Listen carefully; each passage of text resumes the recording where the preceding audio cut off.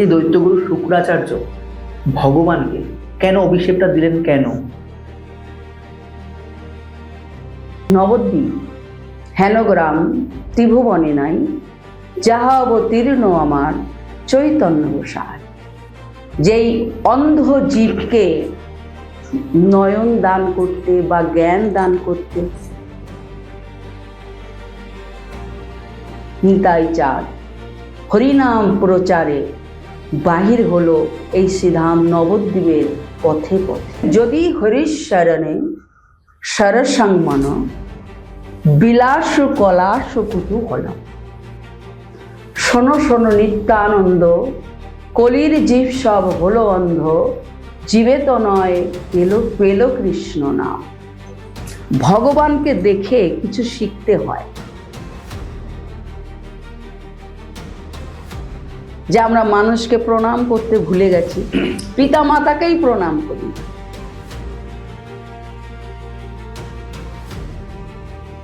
বামনদেব মহারাজ কি জয়, বামনদেব মহারাজ কি জয়, বামনদেব মহারাজ কি জয়। এবার সেই বামনদেব চলেছে, তখন বলি মহারাজ দেখে বলছে, হে ব্রাহ্মণ, হে ব্রাহ্মণ, আপনি কি চান? আপনার জন্য আমি কি করতে পারি? আপনার কি সেবা করব বলুন?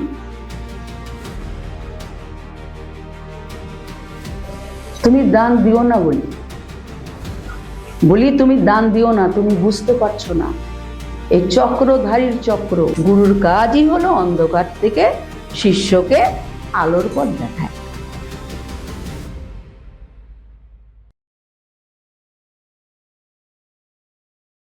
নমস্কার, বিপিজিআর পডকাস্টের আরেকটি নতুন এপিসোডে আপনাদের সবাইকে অনেক স্বাগত। আপনাদের ভালোবাসায় আমাদের এই পরিবার খুব সুন্দরভাবে এগোচ্ছে। আজকে আর বেশি কথা বাড়াবো না। আমাদের মাঝে যিনি অতিথি রয়েছেন, আশা করছি ইনি এর আগেও আমাদের স্টুডিওতে প্রোগ্রাম করে গেছেন। আর আমাদের স্টুডিওর প্রথম অনুষ্ঠানে কিন্তু আমরা তাকে দিয়ে শুরু করেছিলাম। তার পরিচয় দেওয়ার আর অপেক্ষা কিন্তু রাখে না, তবুও বলতে হয়, বলছি। কীর্তন সুধাকারী শ্রীমতী রেণুকা পাল। নমস্কার দিদি। নমস্কার। কেমন আছেন? ভালো আছি। এর আগেও তো প্রোগ্রাম করে গেছেন আমাদের স্টুডিওতে, আজকে আবার আসলেন। যাই হোক, অনেক মূল্যবান সময় আপনি দিচ্ছেন। ভালো লেগেছিল তো? আগে খুব সুন্দর লেগেছে, খুব ভালো লেগেছে। দর্শকেরও ভালো লাগবে এটাই আমি আশা করি, যে আরো ভালো লাগবে, আরো ভালো বলবো বা আরো ভালো শুনবেন। তার জন্য আপনারা একদম। আর আশা রাখছি আজকে কিন্তু ভগবান সম্বন্ধে আমরা অনেক কিছু জানার চেষ্টা করবো, এবং যারা ক্যামেরার ওপারে রয়েছে, আপনার ভিডিও কিন্তু তাদের অনেকখানি ভালো লেগেছে এবং অনেকখানি ভিউজ এর আগেরটা এসছে। চাইবো আশা করি মানে আপনারা শেয়ার করে আরো পৌঁছে দিন লোকের কাছে। প্রথম আমার জিজ্ঞাসা, এই দৈত্যগুরু শুক্রাচার্য ভগবানকে কেন অভিষেকটা দিলেন? কেন অভিশাপ যে দিলেন, তার কারণ কি? আপনি যদি এটার ব্যাখ্যা দেন। নমস্কার, আমি কীর্তনিয়া শ্রীমতী রেণুকা পাল। রাধে রাধে। সবাই ভালো আছেন? হরে কৃষ্ণ কৃষ্ণ কৃষ্ণ হরে হরে, হরে রাম রাম রাম হরে হরে।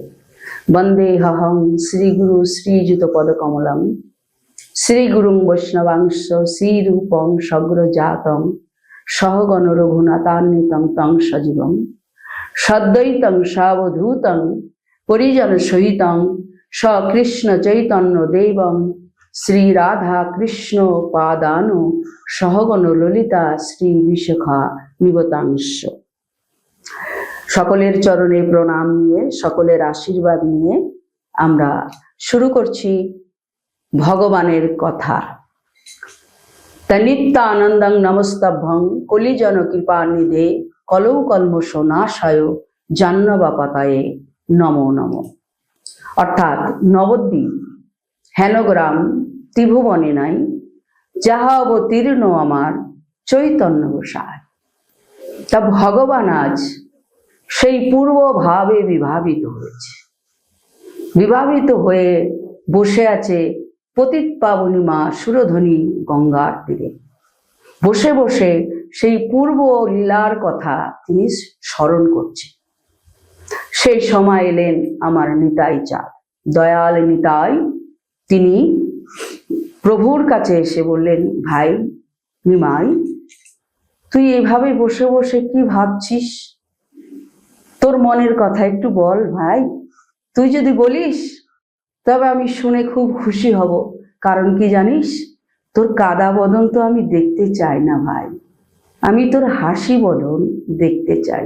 সেই অলকাবৃত বদন আমি দেখবার জন্য আশা করে থাকি ভাই। তা তুই তোর মনের কথা আমার কাছে বলতে পারিস, কি হয়েছে? একদিনও প্রভু অতি কাতরে নিতায়ের প্রতি কহিলেন, অবধূত বর, শোনো শোনো নিত্যানন্দ, কলির জীব সব হলো অন্ধ, জীবে তো নয় পেল কৃষ্ণ নাম। দাদা, আমার সেই শুক্রাচার্যের কথা মনে পড়েছে। কারণ দৈত্যগুরু শুক্রাচার্য আমাকে অভিশাপ দিয়েছিল। তা সেই অভিশাপের কথা আমার আজ মনে পড়েছে, তাই আমার বিষণ্ণ বদন। তা তুমি কি পারবে দাদা, যেই অন্ধ জীবকে নয়ন দান করতে বা জ্ঞান দান করতে? তুমি কি পারবে দাদা? তুমি যদি পারো তাহলে আমার আদেশ তুমি পালন করো। এই ভেবে নিতাই চাঁদ হরিনাম প্রচারে বাহির হলো এই শ্রীধাম নবদ্বীপের পথে পথে। তাহলে এই যে শুক্রাচার্য, দত্তগুরু শুক্রাচার্য, ইনি কে ছিলেন? এবার আমাদের একটু জানবার বিষয়। অবশ্যই এইটা আমাদের প্রথমে জেনে রাখা উচিত, দৈত্যগুরু শুক্রাচার্য কে ছিলেন। হ্যাঁ, তিনি হলেন দত্তগুরু, মানে দৈত্যদের গুরু, গুরুদেব। তার মধ্যে একজন, ধরো ভগবানের 10 অবতার। লিখলেন কে? কবি জয়দেব তার গীত গোবিন্দে লিখে গেলেন। কি লিখলেন? যদি হরিশরণে সরসংমন বিলাস কলাস কুতূহলম মধুর কমল কান্ত পদাবলী শ্রীনুতদা জয়দেব সরস্বতী। অর্থাৎ 10 অবতারের মধ্যে কখনো ভগবান মৎস্য অবতার হয়েছে, কখনো কূর্ম অবতার হয়েছে, কখনো বামন অবতার হয়েছে। তা আজকে যে কথাটা আমরা জানবো বা আমাদের আলোচ্য বিষয়, সেটা হলো বামন অবতার।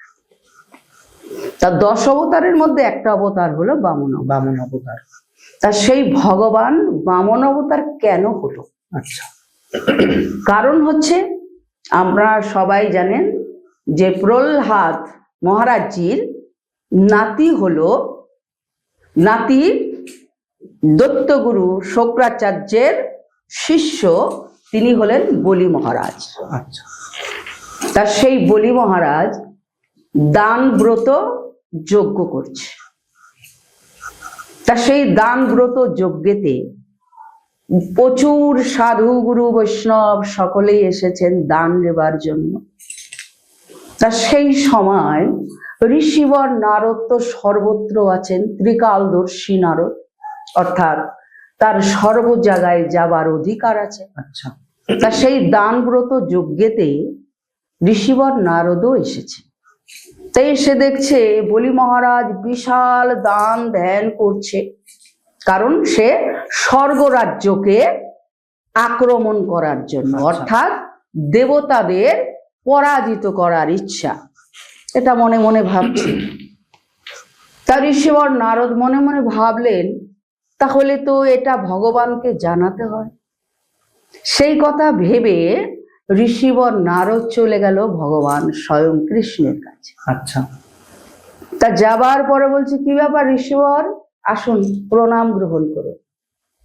এই যে আমাদের শিক্ষণীয়, ভগবানকে দেখে কিছু শিখতে হয়। একদম। কেমন? যেমন আমরা তীর তুমরি তুলো কে লিখলেন? তুলসীদাস। একদম। যে সাধুগুরু বৈষ্ণবকে দেখে যার মস্তক নত হয় না, কারণ এটা তো আমাদের এই কলিযুগের মানে হাওয়া, যে আমরা মানুষকে প্রণাম করতে ভুলে গেছি, পিতা মাতাকেই প্রণাম করি না। নিজের পিতা মাতা গর্ভধারিণী বাবা মাকেই আমরা প্রণাম প্রণাম উঠেই গেছে বলতে উঠেই গেছে। কিন্তু দেখুন আজ ভগবান ঋষিবর নারদকে দেখে প্রণাম করলেন। আসুন ঋষিবর। ঋষিবর এসে বলছে, প্রভু আমার একটা কথা বলার ছিল, দয়াময় আপনি কি শুনবেন? হ্যাঁ হ্যাঁ বলো নারদ, কি হয়েছে? তা আপনি কি শুনেছেন যে বলি মহারাজ দানব্রত যজ্ঞ করছে, যে দানব্রত যজ্ঞ করে ও স্বর্গরাজ্যকে মানে গ্রহণ মানে নিজের কাছে নিতে চাইছে?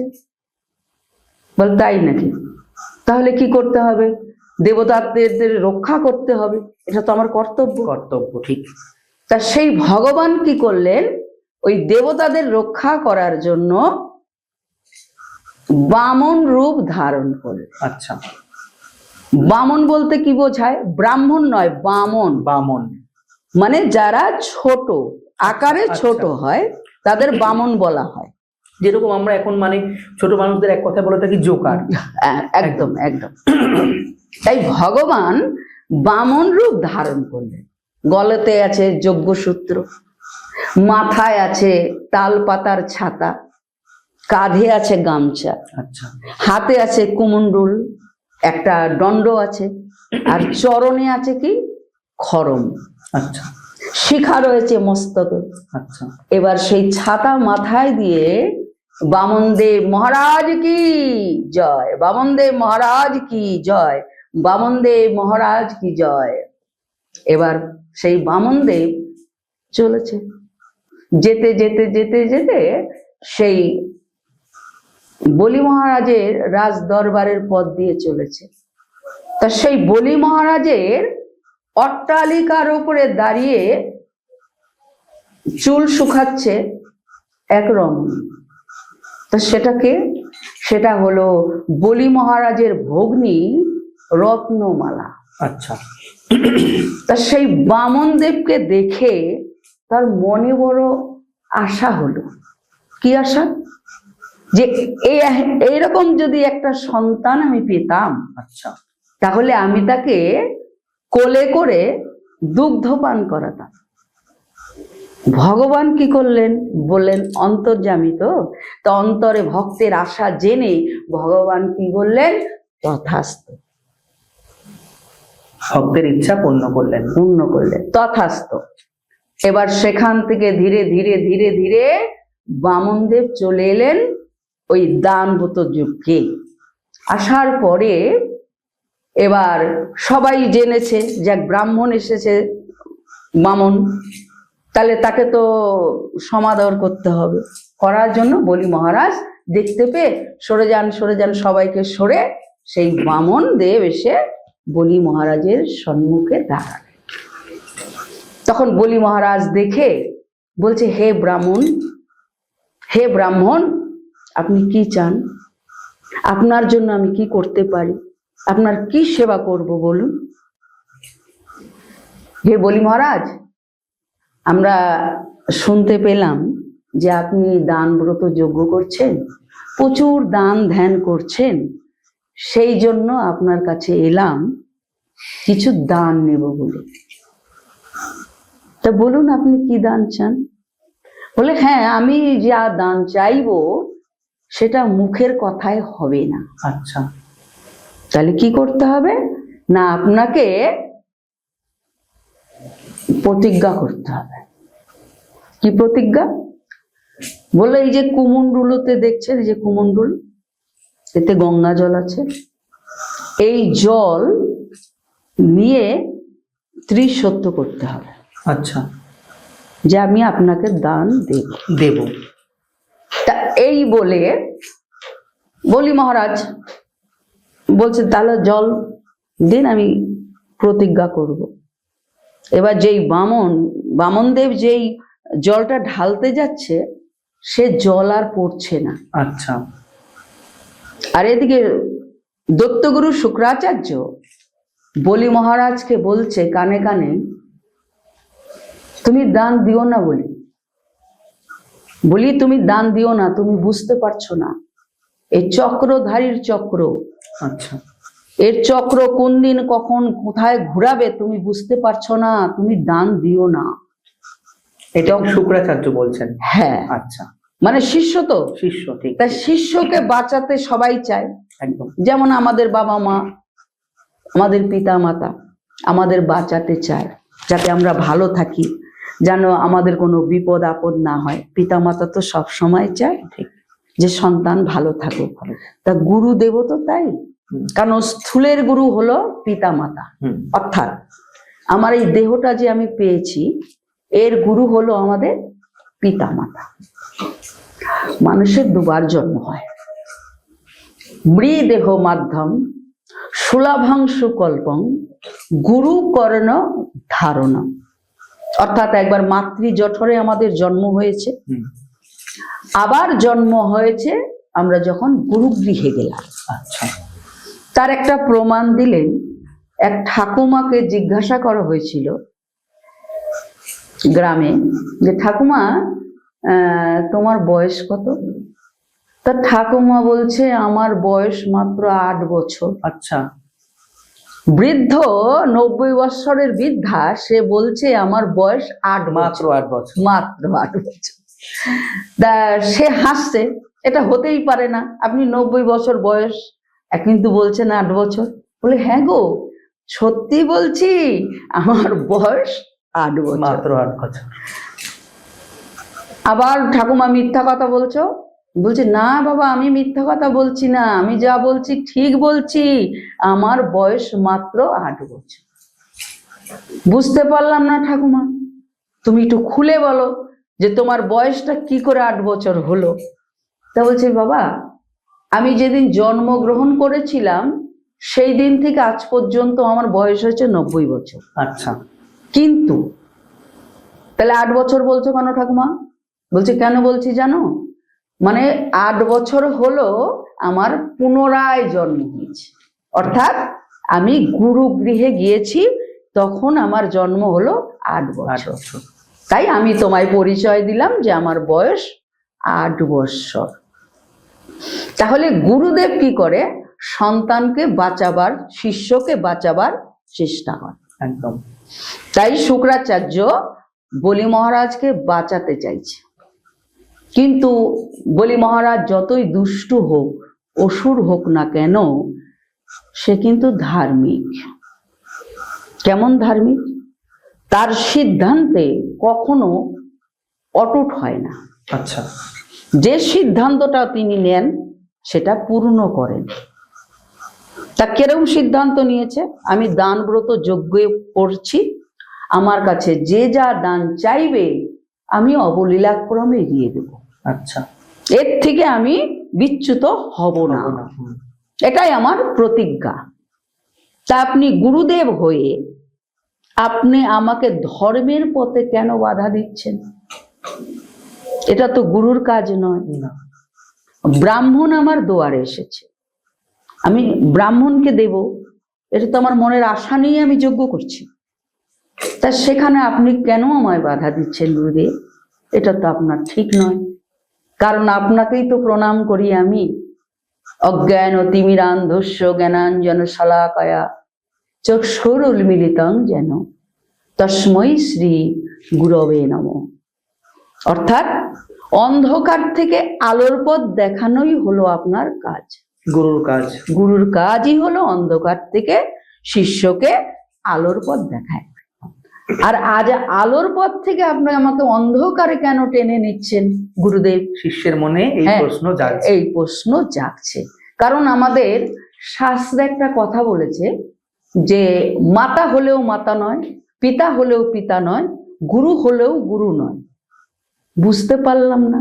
বলে হ্যাঁ, যেই জন কৃষ্ণ তত্ত্ব বেত্তা সেই গুরু হয়। আচ্ছা। কারণ এই পৃথিবীতে মানুষ অনেক রকম সন্তান চায়, চায় না? আমার ছেলে চাকরি করবে, আমার ছেলে উকিল হবে, আমার ছেলে ব্যারিস্টার হবে, আমার ছেলে জ্যোতিষী হবে। ঠিক। কিন্তু জানো, আমাদের ঘরে, আমাদের নবদ্বীপের ঘরের ছেলে শ্রীকৃষ্ণ চৈতন্য মহাপ্রভু, সে হলেন রাজ জ্যোতিষী। আচ্ছা।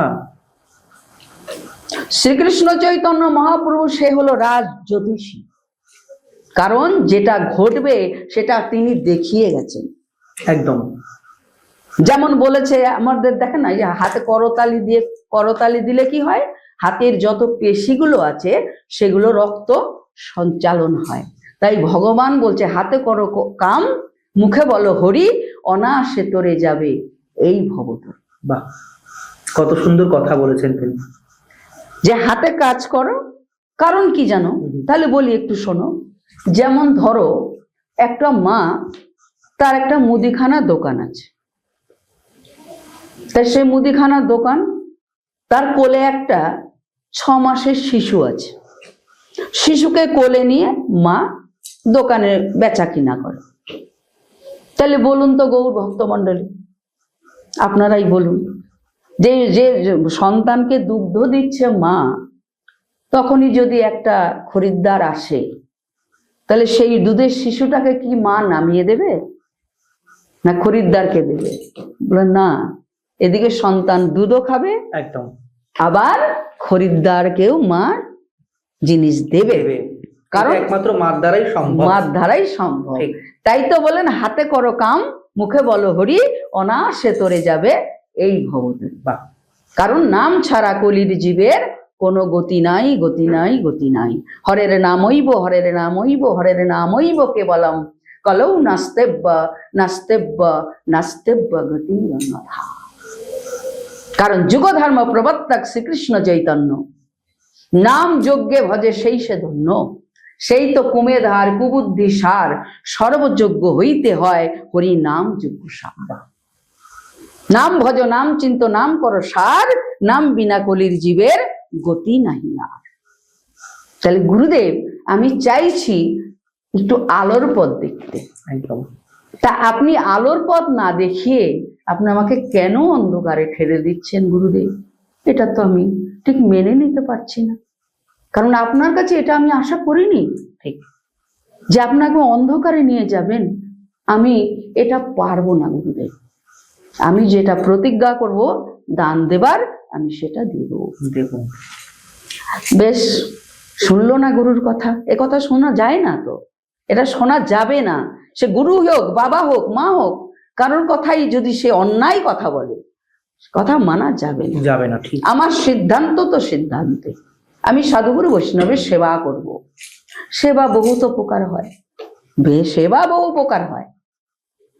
একটা বাসন মাজাও সেবা, ঠাকুরের বাসন মাজার সেবা হয়। ফুল তোলা এটাও একটা সেবা। ভগবানের ঘর মোছা এটাও একটা সেবা। ভগবানের ঘর ঝাড়ু দেওয়া এটাও একটা সেবা।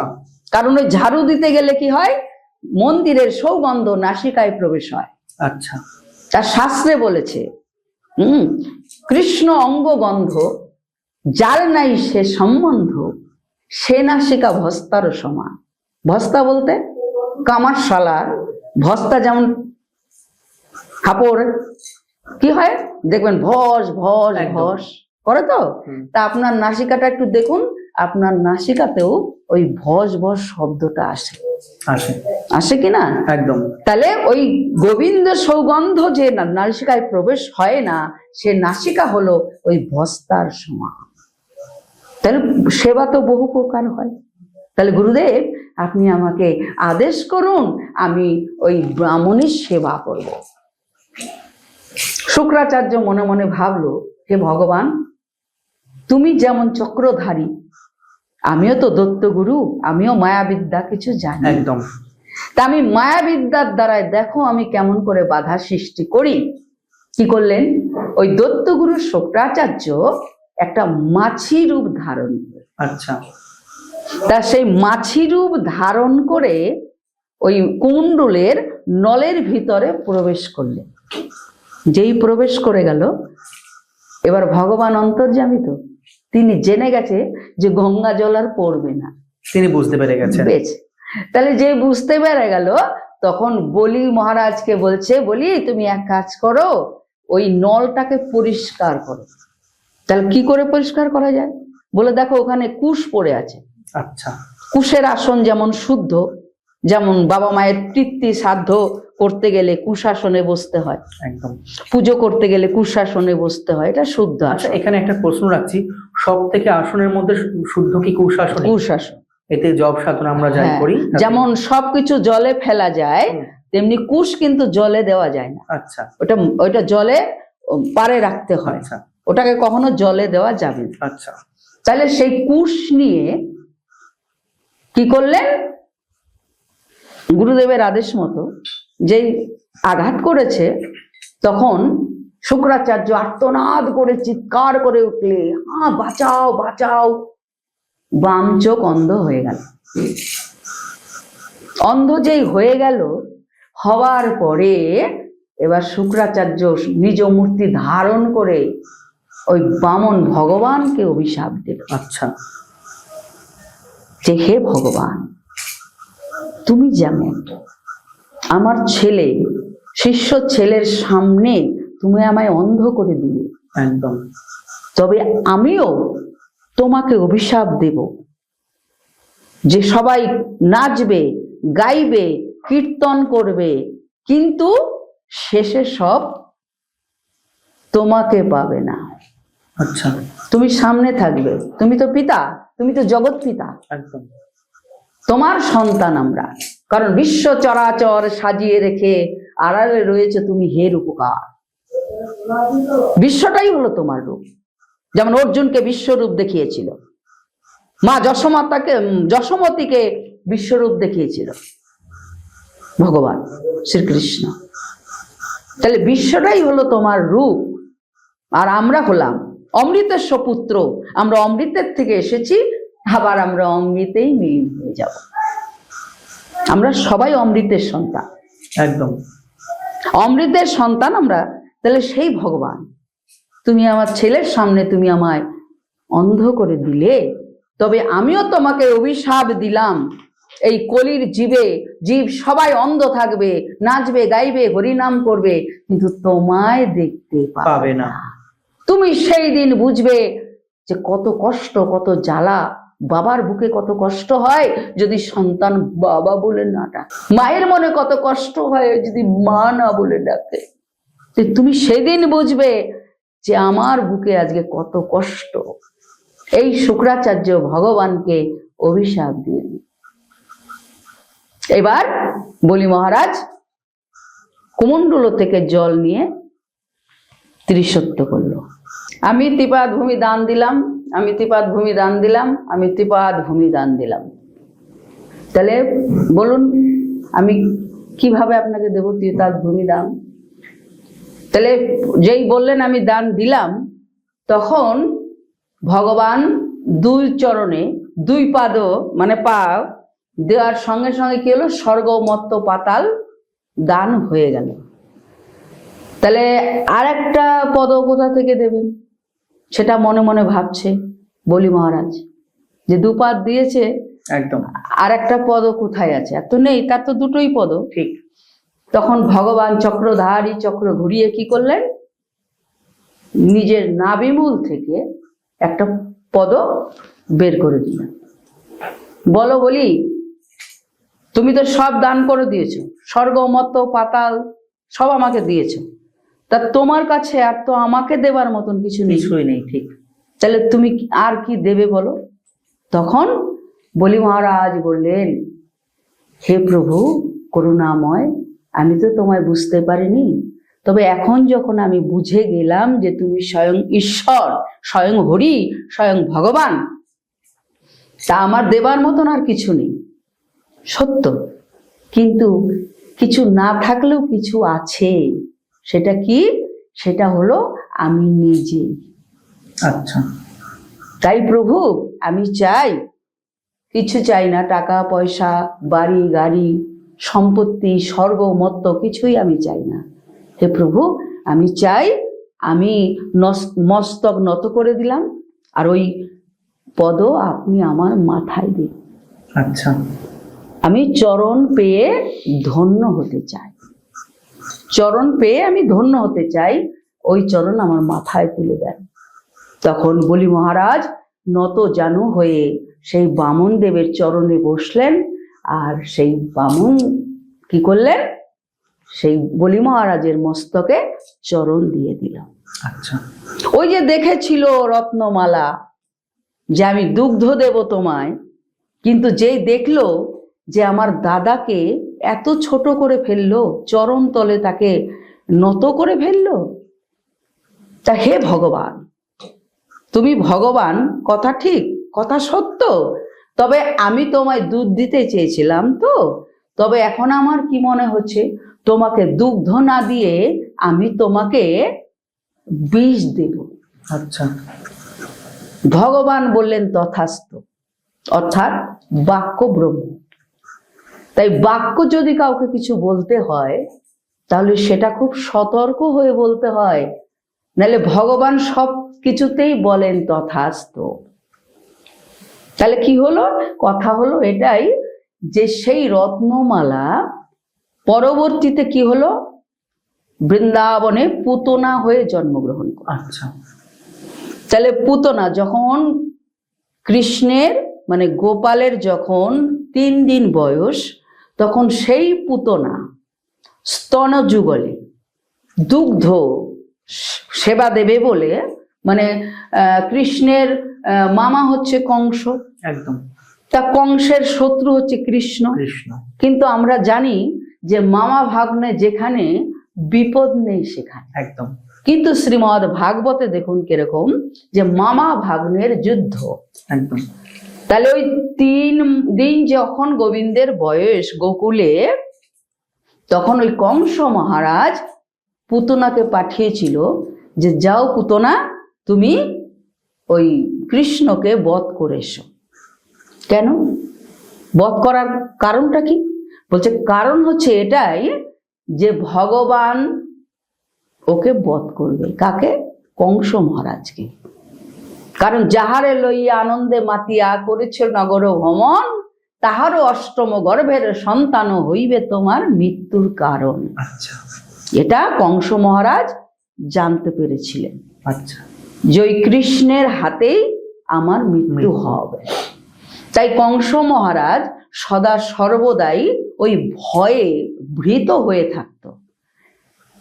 তাই কৃষ্ণকে বধ করার জন্য অগাসুর বগাসুর কত কিছু পাঠিয়েছে সেই গোকুলে গোবিন্দকে বধ করবে বলে। কিন্তু ভগবানকে কি করে বধ করবে? কি করে বধ করবে?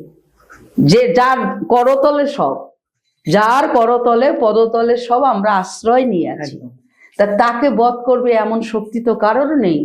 তাই পুতনা কি করলেন, দাদার অনুমতি পেয়ে স্তন যুগলে বিষ মিশিয়ে গোকুলে চলে গিয়ে মাসি সেজে কৃষ্ণকে কোলে নিল। কৃষ্ণকে কোলে নিয়ে দুগ্ধ পান করতে গেল। যে কৃষ্ণ একটা টান দিল, আর কি হলো, পুতনা সমূর্তি ধারণ করে রাক্ষসী হয়ে অট্ট অট্ট হাসি হাসছে, হে ভগবান, কারণ আমরা যেটা ভাবি সেটা ভুল, আর তুমি যেটা ভাবো সেটাই সঠিক। সঠিক, আমার ভাবনা চিন্তায় কিছু হবে না। তাই ভগবান সবকিছুই বলেন বাঞ্ছা কল্পতরু তো, কারণ জীব কোটি বাঞ্ছা করে, কৃষ্ণের ইচ্ছা যেই ফল সেই ফল ধরে। কৃষ্ণের যে ইচ্ছা সেই ফলটাই ধরে। আমার তোমার বাসনা কামনায় কিছু হবে না। যাই হোক দিদি ভাই, অনুষ্ঠানের প্রায় শেষ প্রান্তে আমরা এসে দাঁড়িয়েছি। আজকে কিন্তু অনেক কিছু শাস্ত্র সম্বন্ধে আমরা জানতে পারলাম, এবং আমাদের বিপিজিআর চ্যানেলের যারা দর্শক রয়েছে তারাও কিন্তু জানতে পারলো। আশা রাখছি পরবর্তী কোনো এপিসোডে আবার আপনাকে আমরা পেতে চলেছি, বা পাবোই একটা জোরের জিনিস। যাই হোক, আপনাদের ঠিক কেমন লাগলো আজকের অনুষ্ঠান? ভগবানের কোন বিষয়টা সম্বন্ধে জানতে চান কমেন্ট বক্সে কিন্তু লিখতে বলবেন না। আর যদি ভালো লেগে থাকে প্রতিদিনের মতন একটি লাইক, শেয়ার এবং সাবস্ক্রাইব কিন্তু করতে অবশ্যই বলবেন। আজকের অনুষ্ঠান আমরা এইখানেই শেষ করছি। দেখা হচ্ছে পরবর্তী কোনো নতুন ধরনের এপিসোড নিয়ে। কারণ বিপিজিআর পডকাস্ট, এখানে কিন্তু সমস্ত ধরনের পডকাস্ট আমরা রাখার চেষ্টা করছি। আবার বলছি, যদি ভালো লেগে থাকে অবশ্যই কিন্তু প্রত্যেকের মাঝে শেয়ার করে দেবেন, কারণ শাস্ত্র বলছে যতই করবে দান ততই যাবে বেড়ে। অর্থাৎ এই যে আপনারা একটা করে শেয়ার করবেন, ধর্ম কথা লোকের কাছে কাছে পৌঁছবে, এটাও কিন্তু এক প্রকার দান হলো। যাই হোক দিদি ভাই, আবার আসবেন আমাদের এই স্টুডিওতে বা আমাদের এই চ্যানেলে, এটাই আশা রাখি। নমস্কার। ভালো থাকবেন। রাধে রাধে। রাধে রাধে।